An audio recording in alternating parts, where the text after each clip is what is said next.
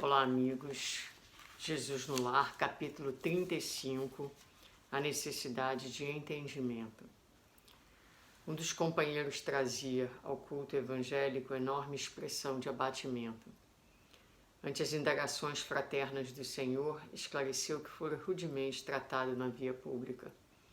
Vários devedores, por ele convidados ao pagamento, responderam com ingratidão e grosseria. Não se internou o Cristo através da consolação individual, mas, exortando evidentemente todos os companheiros, narrou benevolente. Um grande explicador dos textos de Jó possuía singulares disposições para os serviços da compreensão e da bondade, e talvez por isso organizou uma escola em que pontificava com indiscutível sabedoria. Amparando certa ocasião um aprendiz irrequieto que frequentes vezes se lamuriava de maus tratos que recebia na praça pública, saiu pacientemente em companhia do discípulo pelas ruas de Jerusalém, implorando esmolas para determinados serviços do templo.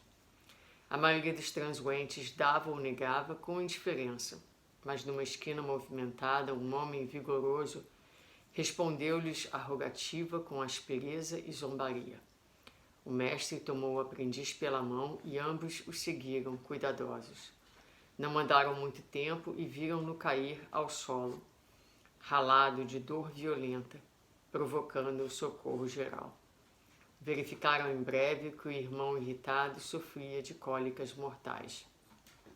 Demandaram adiante, quando foram defrontados por um cavalheiro que nem se dignou responder-lhes a súplica, endereçando-lhes tão somente um olhar rancoroso e duro. Orientador e tutelado acompanharam-lhe os passos, e quando a estranha personagem alcançou o domicílio que lhe era próprio, repararam que compacto grupo de pessoas chorosas o aguardava, grupo esse ao qual se uniu em copioso pranto, informando-se os dois de que o infeliz retinha no lar uma filha morta.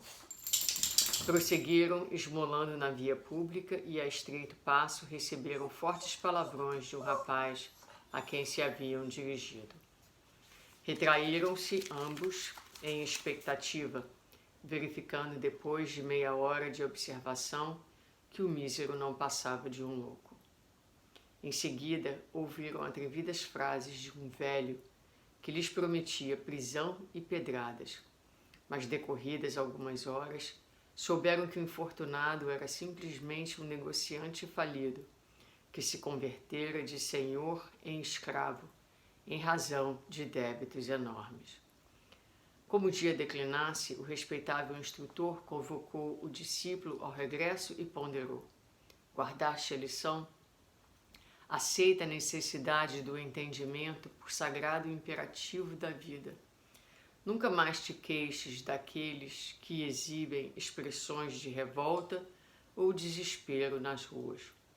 O primeiro que nos surgiu à frente era enfermo vulgar. O segundo guardava a morte em casa. O terceiro padecia loucura e o quarto experimentava a falência.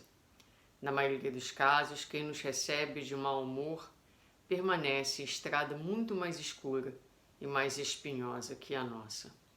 E completando o ensinamento, terminou o Senhor diante dos companheiros espantados. Quando encontrarmos os portadores da aflição, tenhamos piedade e auxiliemo-los na reconquista da paz íntima. O touro retém os chifres por não haver atingido a ida o dom das asas.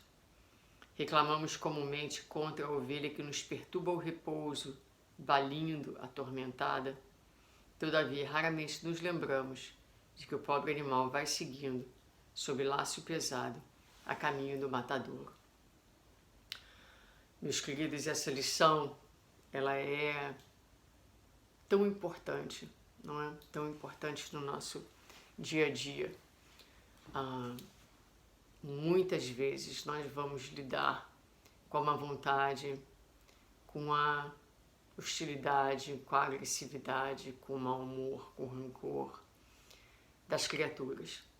Algumas vezes somos nós os veículos dessa situação, digamos assim, porque trazemos, cada um de nós, né, como comentávamos ainda outro dia, os nossos próprios dramas, as nossas próprias lutas que as pessoas desconhecem e que nos fragilizam e que nos colocam muitas vezes em situações defensivas. Assim também o nosso próximo. Então Jesus aqui nos lembra, nos ressalta para nós que aquele que agride, que aquele que nos trata ou nos distrata, digamos assim, ele também carrega dentro de si muitas vezes dramas, dores, fragilidades que nós não alcançamos, que nós não temos conhecimento. Mas podemos praticar essa consciência, podemos trazer essa ideia, esse conceito para a nossa vida, na forma de um exercício, na forma da ampliação da nossa consciência, na forma de uma disciplina que a gente se impõe. Todas as vezes que lidamos com alguém que nos distrata, maltrata, pensar que aquela pessoa vive algum drama e não está em uma situação obviamente favorável, porque se estivesse, estaria com mais reservas e mais habilitada para lidar com os pequenos incidentes do dia a dia, com as pequenas situações que muitas vezes aparecem e para as quais elas terminam tendo uma reação desproporcional porque, como dissemos, trazem dentro delas questões grandes que as fragilizam em determinado momento. Mas o que me chamou bastante atenção nesse texto, uma frase muito, muito forte, muito impactante, é quando Jesus vai dizer: o touro retém os chifres por não haver atingido ainda o dom das asas. Nossa Senhora! Que frase forte, que frase linda, né? Então, quando nós ainda caminhamos pelas ruas da primitividade, pelas avenidas da primitividade, né, a caminho da nossa humanidade, nós somos aqueles seres primitivos que nos defendemos, ainda cheios de conflitos internos.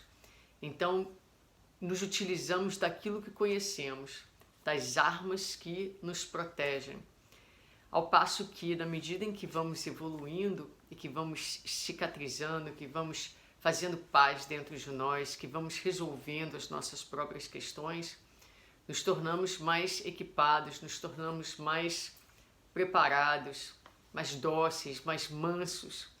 E já a inquietude, já o mundo não nos abala da mesma forma.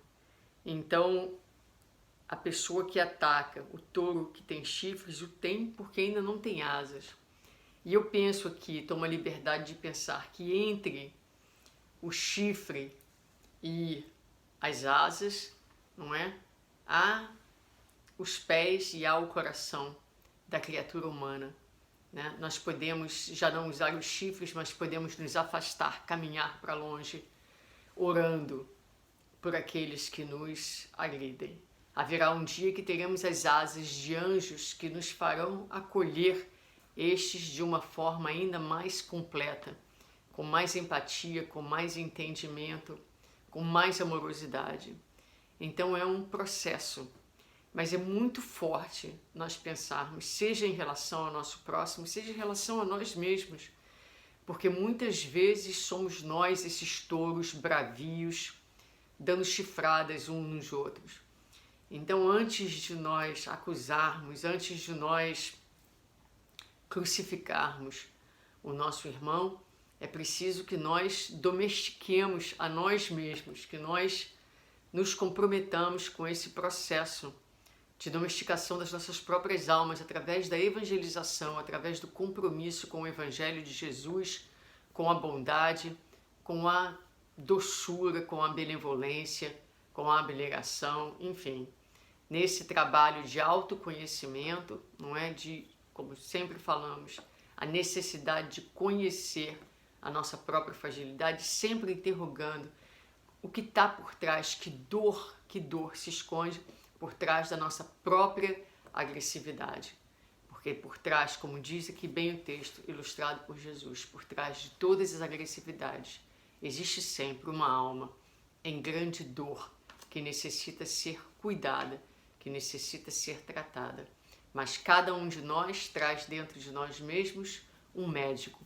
E é importante que nós tomemos em nossas mãos o processo da nossa cura ou autocura, auxiliados sempre por Jesus, mas um processo que deve começar a partir de nós mesmos, para que em determinado momento nós então possamos nos encontrar mais inteiros, menos rachados, menos quebrados, não é?